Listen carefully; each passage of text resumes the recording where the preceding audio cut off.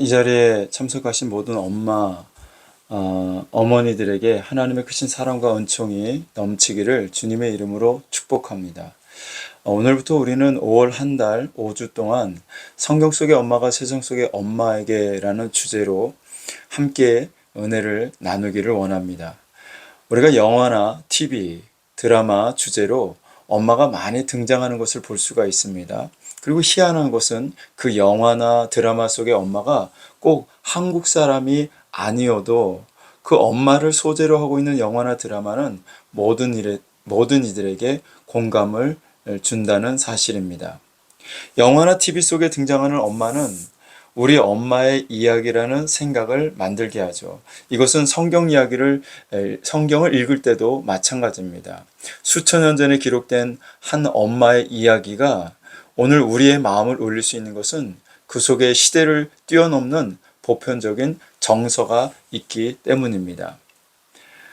그때 그 엄마가 가졌던 그 엄마의 마음의 고민들, 어린 아들을 강가에 뛰며 들었던 그 엄마의 간절한 기도, 이 모든 이야기가 그들의 이야기로 끝나는 것이 아니라 오늘 우리들의 이야기가 되기 때문입니다. 그런 의미에서 오늘부터 나눌 이 5번의 이야기는 성경 속의 엄마들이 오늘의 엄마들에게 전하는 그런 메시지입니다. 시대와 문화를 뛰어넘어 엄마라는 공통된 정서가 우리 모두를 함께 웃고 함께 울게 만들 것입니다. 오늘은 그 첫 시간으로 이 세상의 첫 번째 엄마, 바로 하와가 들려주는 이야기를 들어보도록 하겠습니다. 이 세상 모든 사람들이 다 가지고 있는 것들 중에 하와에게만 없던 것이 2가지가 있습니다. 그게 뭘까요? 첫째는 하와에게는 어린 시절이 없었습니다. 둘째는 그에게 엄마가 없었죠. 어린 시절 우리의 세상의 가장 큰 존재는 엄마입니다. 아이는 처음부터 결핍된 존재로 태어나는데 그 결핍은 엄마를 통해서 채워집니다. 엄마의 목소리가 음악이 되고 이 엄마의 품이 아이의 성벽이 됩니다. 이렇게 아이에게 엄마는 세상과 다름없는 존재입니다. 그런데 그런 엄마 없이 하와는 엄마가 된 것입니다. 이 세상에 첫 번째 엄마로 산다는 것은 어떤 것일까요? 아마도 아무도 가본 적이 없고 아무도 알려주지 않는 그 길을 걷는 이 마음이 두렵진 않았을까요? 잘 모를 때 친정 엄마라도 있으면 좀 물어보면 쉬울 텐데 엄마가 없었던 것입니다. 그렇게 하와는 인류 최초의 엄마로서 앞으로 수많은 엄마들이 걸어갈 그 길을 한 걸음 한 걸음 또 꾹꾹 밟아가며 그 길을 만들어 내기 시작합니다. 인류 역사의 엄마라는 새로운 장르를 써 내려가기 시작한 것입니다. 그런 하와는 오늘을 살아가는 이 세상 속의 엄마들에게 어떤 이야기를 들려주고 싶을까요? 지금부터 길지 않은 이 하와의 이야기를 통해서 그의 마음의 소리를 들어보고자 합니다. 모든 엄마가 그렇듯이 하와는 엄마이기 전에 한 남자의 사랑스러운 아내였습니다. 성경은 하와의 이야기를 이렇게 시작합니다. 창세기 2장 23절 말씀입니다. 아담이 이르되 이는 내 뼈 중에 뼈요 살 중에 살이라. 이것을 남자에게서 취하였은즉 여자라 부르리라 하니라. 하와라는 이름은 생명이라는 뜻을 가지고 있습니다. 성경은 그 이름의 의미를 모든 산자의 어미, 엄마라고 설명합니다. 그런데 하와라는 이름이 처음부터 그녀에게 주어진 것은 아니었죠. 그 이름은 인류가 타락한 이후, 그러니까 선악과를 따먹은 이후에 아담이 그녀에게 붙여준 이름입니다. 그렇다면 그녀가 산자의 어미라고 불리우기 전에는 뭐라고 불렀을까요? 방금 읽은 23절에 보면 그녀의 첫 번째 이름은 히브리어로 이샤, 즉 여자였습니다. 그녀는 엄마이기 전에 한 남자의 아내요 사랑받는 여인이었던 거죠. 마치 신부가 드레스를 입고 그날의 주인공이 되어서 카페 위를 걸어 들어오는 것처럼 하와의 시작도 그랬습니다. 그녀는 한 남자의 뼈 중에 뼈요 살 중에 살이었던 것입니다. 아담에게 그녀는 세상에 하나밖에 없는 가장 아름다운 존재였던 것이죠. 그런데 이렇게 두 남녀가 알콩달콩 살다가 그들의 삶의 주인공이 뒤바뀌는 때가 오는데요. 언제일까요? 네, 바로 자녀가 태어나는 순간입니다. 그때가 되면 여자는 엄마가 되고 신부는 아줌마가 되죠. 여인의 연약함은 사라지고 자식을 위해서라면 뭐든지 할 수 있는 철인이 됩니다. 오늘날 수많은 엄마들이 그랬듯이 자신의 꿈을 꾸며 살았던 삶이 이제는 내 꿈이 아닌 자녀의 꿈을 이루기 위해 자신의 꿈을 꺾는 순간이 오게 되는 것입니다. 나는 못 입고 나는 못 입더라도 내 자식만큼은 먹고 싶은 거 다 먹고 하고 싶은 거 다 하며 살기를 바라는 마음이 엄마에게 있는 것이죠. 이게 바로 엄마들의 마음 아니겠습니까? 하와는 어땠을까요? 여자로서의 하와 말고 엄마로서의 하와의 삶은 어땠을까요? 성경에 보면 그녀는 엄마로서의 삶이 기대감으로 시작이 된 것을 볼 수가 있습니다. 이 기대란 내 배에서 나온 이 아이가 인류를 구원할 여자의 후손이 될 거라는 기대를 말합니다. 그래서 아담과 하와는 인류의 첫 번째 아기에게 가인이라는 이름을 붙여줍니다. 그 뜻은 즉 내가 여호와로 말미암아 아들을 얻었다라는 뜻입니다. 아담과 하와는 에덴 동산에서 쫓겨날 때 하나님으로부터 여자의 후손이 뱀의 머리를 상하게 할 것이라는 약속을 받았습니다. 하와는 첫 번째 아들을 낳을 때 이 아이가 바로 자신들을 그 고통에서 구원해 줄 약속의 후손이라고 믿었을 가능성이 큽니다. 아담과 하와는 이 약속을 처음으로 듣고 이 약속에 속히 성취되기를 고대했습니다. 그들은 그들의 맏아들이 구주이기를 바라면서 그 아들을 기쁨으로 환영하였습니다. 구주, 그들은 그 아들이 구주이기를 바랐던 것이죠. 그런데 여기서 우리는 그 아들에 대한 하와의 기대를 보게 되는데요. 그 기대란 바로 죄의 문제를 해결해 줄 것이라는 기대였지 않습니까? 하나님이 만드신 첫 세상은 죄가 없는 완전한 세상이었습니다. 그곳에서 아담과 하와는 인류 역사상 그 누구도 경험해 보지 못한 하나님과의 친밀한 교제를 누리며 살았죠. 그런데 그 행복이 깨어지는 순간이 찾아온 것입니다. 뱀이 나타나서 하와를 유혹하게 한 것입니다. 선악을 알게 하는 나무의 열매를 하나님이 먹지 말라고 하셨는데 뱀이 하와를 유혹하여 먹으라고 한 것이죠. 하와는 잘못된 선택을 하게 되어 그 열매를 먹게 되고 에덴 동산에서 쫓겨나게 된 것입니다. 물론 아담이 인류의 대표이긴 하지만 타락의 시작은 하와의 선택으로부터 시작이 됩니다. 하와는 그에 대한 얼마나 큰 마음의 짐을 지고 살았을까요? 아유, 내가 그때 선악과를 먹지만 않았어도 그 과일을 아담에게 주지만 않았어도 이런 일은 없었을 텐데 이런 후회가 평생 하와의 마음을 무겁게 만들지는 않았을까요? 이 가정이 잘못된 것이 다 나 때문인 것 같고 내가 잘못해서 우리 자녀들까지 고생시키게 된 것 같아서 늘 미안한 마음이 들지는 않았을까요? 그런데 이 자기로부터 시작된 이 엄청난 죄의 문제가 이 아들을 통해서 해결될 수 있다니 이게 얼마나 감사한 일입니까? 아마도 하와는 갓 태어난 그 아들을 바라보면서 그런 기대감에 행복했을 것입니다. 자신이 저지른 죄의 문제가 이 아들을 통해서 해결될 것이라는 생각이 그녀에게는 말할 수 없는 위로와 기대를 가져왔을 것입니다. 하지만 성경은 그 부모의 기대를 한 몸에 받고 자란 이 아들에 대해서 이렇게 이야기를 합니다. 창세기 4장 8절 말씀입니다. 가인이 그의 아우 아벨에게 말하고 그들이 들에 있을 때에 가인이 그의 아우 아벨을 쳐 죽이니라. 죄의 문제를 해결해 줄 것이라는 기대를 받고 자란 이 아들이 최초의 살인자가 된 것입니다. 죄의 결과인 사망을 가장 먼저 가져온 사람이 된 것이죠. 창세기 2장 17절에 보면 선악을 알게 하는 나무의 열매는 먹지 말라. 네가 먹는 날에는 반드시 죽으리라 하시니라.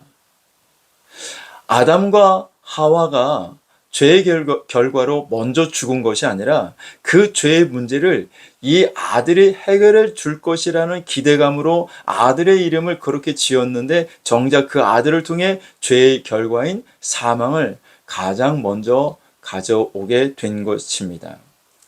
그들이 겪은 죽음은 내가 가장 사랑하는 아들의 죽음이었습니다. 죄의 결과로 찾아온 인류의 첫 번째 죽음은 나의 죽음이 아닌 나의 가장 소중한 이의 죽음이었던 것이죠. 그 일을 겪을 때에 하와의 마음은 어땠을까요? 그녀는 무슨 생각을 했을까요? 혹시 이 모든 일이 다 자기 때문에 일어난 일이라고 생각하지는 않았을까요? 내가 저지른 죄 때문에 내 아들이 죽었다는 생각 말입니다. 나의 잘못된 그 선택 때문에 내 아들이 살인자가 된 것입니다. 내가 선악과를 따먹지만 않았어도, 내가 그 선택을 하지만 않았어도 우리 아들들은 죄 없는 세상에서 행복하게 살았을 텐데 말입니다. 이 모든 것이 다 나 때문이라는 생각이 그녀를 몹시 괴롭게 했는지도 모르겠습니다. 오늘날 많은 엄마들이 이와 비슷한 죄책감을 가지고 살아갑니다. 처음에 우리는 기대감에 자녀를 키우죠. 우리 가정의 어려운 형편이 이 자녀 때에 가서는 활짝 피기를 기대합니다. 부모들이 하지 못하고 살았던 것들을 우리 자식들은 마음껏 하며 살기를 기대합니다. 그 기대감 속에서 부모들은 닥치는 대로 일하고 몸이 부서질 정도로 돈을 벌며 살아갑니다. 내 자식만큼은 이런 삶을 살기를 원하지 않습니다. 이 모든 고생이 나 때에서 다 끝나기를 기대하며 힘들게 살아갑니다. 내 아들은, 내 딸은 좀 더 풍족하게 살기를 기대합니다. 하고 싶은 것 다 하면서 그렇게 살기를 기대하죠. 한마디로 이 아이가 내 문제를, 우리 가정의 문제를 해결해 줄 구주이기를 기대하는 것입니다. 그런데 때로는 우리의 자녀들이 그런 기대와는 달리 부모의 마음에 더 큰 부담을 안겨줄 때가 있습니다. 구주이기를 기대한 가인이 최초의 살인자가 된 것처럼 내 문제를 해결해 줄 것이라는 그렇게 기대했던 아들의 모습 속에서, 딸의 모습 속에서 내가 가장 버리고 싶은, 가장 지우고 싶은 나의 약점들이 그대로 보일 때가 있는 것입니다. 그럴 때 부모는 화가 나죠. 내 못된 점만 닮은 것 같은 그 자녀를 바라보면서 자기 자신에게 화가 납니다. 마치 내 아들이 그렇게 된 것이, 또 내 딸이 그렇게 된 것이 다 나 때문이라는 생각, 그 생각으로 인해 부모는 화가 나고 미안합니다. 자식에게서 가장 싫어하는 나의 모습을 바라볼 때 우리는 절망하게 됩니다. 겉으로는 자녀를 혼내고 화를 내지만 사실은 그것이 다 미안하다는 부모의 외침이죠. 그게 다 나 때문인 것 같고 내가 잘못한 것 같고, 그래서 부모는 자책하며 미안한 마음을 가지고 살아갑니다. 자녀들이 세상적으로는 잘 된지 모르지만 신앙을 떠난 것도 다 내 잘못 같습니다. 어릴 때 좀 더 열심히 가정 예배를 잘 드릴 걸 공부한다는 이유로 주일도 빼먹게 하고 학원을 보냈던 것들을 후회하며 살게 됩니다. 하나님을 믿는다고 하는 엄마 아빠로서 좀 더 아이들에게 친절하게 하지 못한 것도 미안하죠. 왠지 우리 자녀들이 교회에 다니지 않는 것이 다 내 잘못 같고 내 죄 때문인 것 같은 느낌이 드는 것입니다. 그렇게 많은 엄마들이 자녀에 대한 죄책감을 짊어진 채 살아가고 있습니다. 가슴에 가인을 품고 살아간 하와처럼 말이죠. 그렇다면 하와는 그런 엄마들에게 어떤 이야기를 들려주고 싶을까요? 자기처럼 죄책감에 하루하루를 힘겹게 살아가는 오늘의 엄마들에게 하와는 무슨 말을 해주고 싶을까요? 저는 그 답을 뱀에게 하신 하나님의 말씀에서 찾고 싶습니다. 창세기 3장 15절입니다. 내가 너로 여자와 원수가 되게 하고 네 후손도 여자의 후손과 원수가 되게 하리니 여자의 후손은 네 머리를 상하게 할 것이요 너는 그의 발꿈치를 상하게 할 것이니라 하시고, 우리가 이 말씀을 흔히 원복음이라고 이야기합니다. 하나님께서 뱀에게 하신 말씀이죠. 다시 말해 원복음의 1차 청자는 아담과 하와가 아니라 뱀이었습니다. 너는 여자의 후손의 발꿈치를 상하게 할 것이지만 여자의 후손은 너희 머리를 상하게 할 것이다. 이 말은 뱀에게 주어진 하나님의 심판이었습니다. 이것을 통해 우리가 알 수 있는 것은 두 가지가 있습니다. 첫째는 하나님은 죄에 대한 근본적인 책임을 뱀, 즉 사탄에게 물으셨다는 것입니다. 그리고 또 하나는 인류의 죄의 문제는 인간 본인이 지은 죄를 지은 인간 본인이 아니라 여자의 후손, 즉 장차 오실 예수 그리스도 그분이 책임지고 해결하실 것이라는 약속을 주신 것입니다. 아담과 하와는 옆에서 이 말씀을 가만히 듣고 있었을지도 모르겠습니다. 마치 유리창을 깨뜨린 아이의 손을 잡고 내가 다 책임질게, 내가 다 갚아줄게 라고 당당하게 말씀하시는 아버지처럼 하나님은 인간의 죄의 문제를 직접 내가 책임지겠다고 말씀하신 것입니다. 아마도 이 말씀은 하와에게 매우 큰 위로가 되었을 것입니다. 심지어 남편까지도 저 여자 때문에 내가 먹었어요 라며 모든 책임을 자신에게 떠넘기는 그 순간에도 하나님은 오히려 내가 책임질게.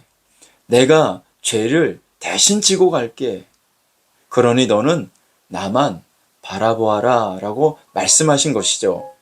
세상 죄를 지고 가는 하나님의 어린 양만 바라보라고 말씀하신 것입니다. 이 말씀은 하와에게 평생 위로가 되었습니다. 죄로 인해 에덴 동산을 떠나던 날에도 사랑하는 아들을 잃었을 때에도 그리고 그토록 기대하던 아들이 첫 살인자가 되었던 순간에도 하와는 이 말씀을 기억했을 것입니다. 내가 책임질게. 너의 죄, 인류의 죄, 그 모든 죄를 내가 대신 지고 죽을 테니 너는 두려워하지 말아라. 너는 걱정하지 말아라. 너는 나만 바라보고 살아라. 하와의 마음에 위로가 되었던 이 말씀이 오늘날 자녀에 대한 죄책감을 안고 살아가는 수많은 엄마들에게 위로가 되기를 간절히 바랍니다. 자식의 부족한 모습이 다 나 때문인 것 같고 자녀들이 신앙을 버리고 사는 것이 다 내 잘못 같은 생각이 들 때에 하와의 마음에 위로가 되었던 이 하나님의 말씀이 우리 모든 엄마들의 마음에 위로와 격려가 되기를 바랍니다. 내가 스스로 지고 살던 죄의 짐, 내 자녀들에게서 보이는 그 나의 연약한 모습들, 이제는 예수님께서 다 책임지시겠다라고 말씀하시는 것입니다. 성경 그 어디에도 가인의 죄가 하와 때문이라고 말씀하시지 않습니다. 하와가 잘했더라면 가인이 죄를 짓지 않았을 것이라는 말씀도 없습니다. 오히려 성경은 죄책감으로 괴로워하며 그 죄책감을 스스로 짊어진 채 살아가는 하와에게 내가 책임지겠다. 내가 해결하겠다.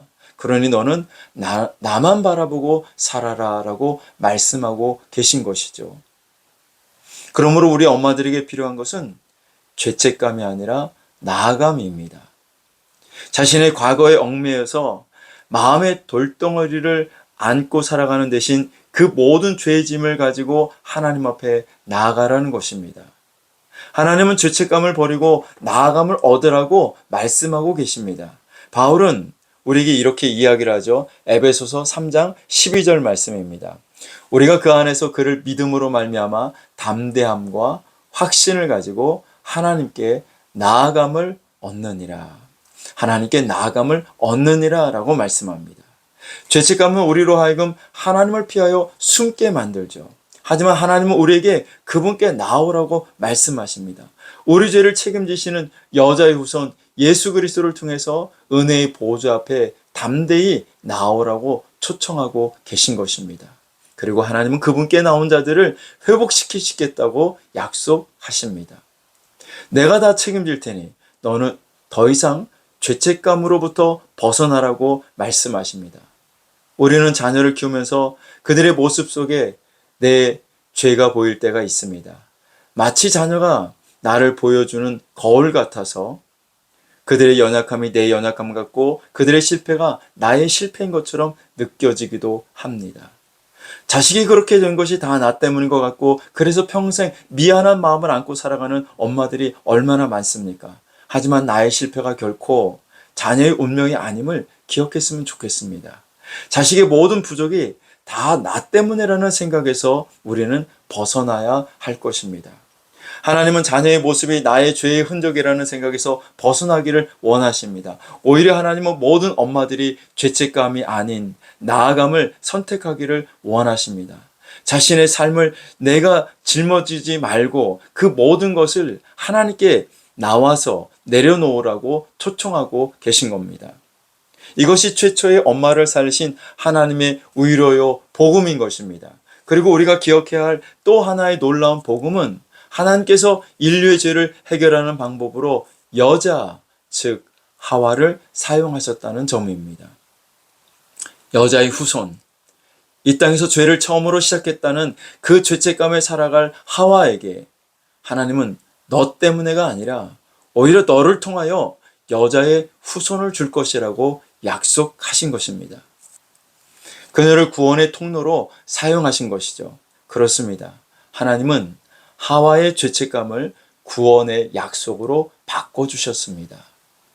죄를 시작한 사람을 구원의 역사 속 첫 번째 여인으로 사용하신 것이죠.